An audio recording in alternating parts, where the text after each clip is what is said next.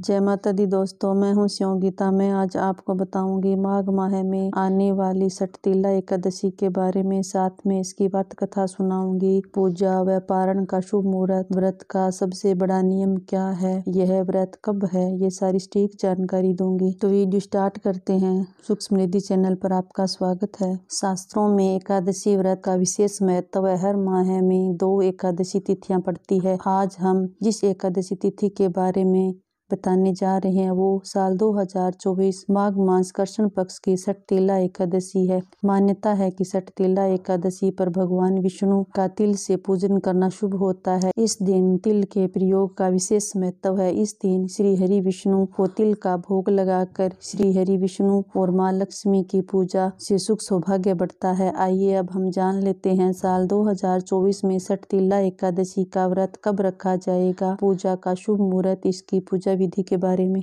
अब हम जान लेते हैं सटतीला एकादशी मुहूर्त के बारे में। सटतीला एकादशी व्रत तिथि 6 फरवरी दिन मंगलवार एकादशी तिथि प्रारंभ होगी। 5 फरवरी शाम 5:24 एकादशी तिथि समाप्त होगी। 6 फरवरी 4:07 पूजा का शुभ मुहूर्त सुबह 9:51 से दोपहर 1:57। एकादशी पारण 7 फरवरी सुबह 7:06 से 9:18। द्वादशी समाप्त होने का समय 7 फरवरी 2:02। अब हम जान लेते हैं सटतीला एकादशी पूजा विधि के बारे में। एकादशी व्रत के नियम 10वीं तिथि से ही आरंभ हो जाते हैं, इसलिए 10वीं तिथि को सात्विक भोजन ही ग्रहण करें और अगले दिन एकादशी तिथि को प्रातः स्नान के बाद भगवान विष्णु का ध्यान कर व्रत का संकल्प लेकर पूजा आरंभ करें। सबसे पहले पूजा स्थल पर विष्णु जी की प्रतिमा स्थापित करें और उन्हें गंगा जल में तिल मिलाकर स्नान कराएं। फिर धूप दीप कर पूजा करें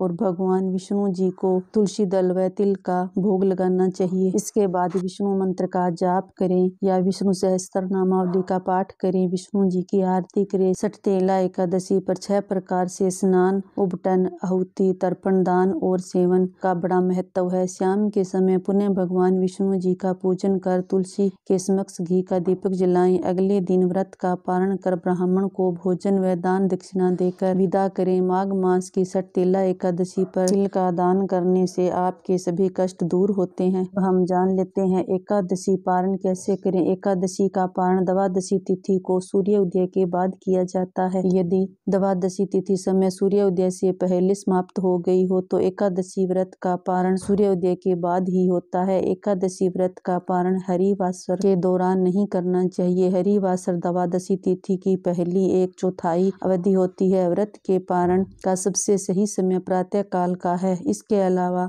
मध्याह्न के बाद पारण किया जा सकता है। पारण के दिन पुनः श्री हरि विष्णु जी का पूजन करने के बाद ब्राह्मण या जरूरतमंद को दान दक्षिणा देकर व्रत का पारण करें। सटतीला एकादशी व्रत के दिन पानी में गंगा जल और तिल डालकर स्नान करना चाहिए। मैं आपको सटतीला एकादशी की व्रत कथा सुनाती हूँ। यह माघ मास के कृष्ण पक्ष की एकादशी के रूप में मनाई जाती है। इसमें 6 प्रकार के तिल प्रयोग होने के कारण इसे सटतीला एकादशी कहते हैं। पंचामृत में तिल मिलाकर पहले भगवान विष्णु को स्नान करवाना चाहिए। इस दिन तिल मिश्रित भोजन करते हैं। दिन में हरि कीर्तन, रात्रि में भगवान विष्णु की प्रतिमा के सामने सोना चाहिए। सटतीला एकादशी के नियम। एकादशी नियम अनुसार व्रत करने वाले व्यक्ति को संभव हो तो इस दिन जमीन पर सोना चाहिए। किसी भी तरह से तामसिक भोजन का सेवन नहीं करना चाहिए। एकादशी के दिन न तो तुलसी तोड़नी चाहिए और न ही तुलसी में जल देना चाहिए। सटतीला एकादशी व्रत के दिन पानी में गंगा जल और तिल डालकर स्नान करना चाहिए।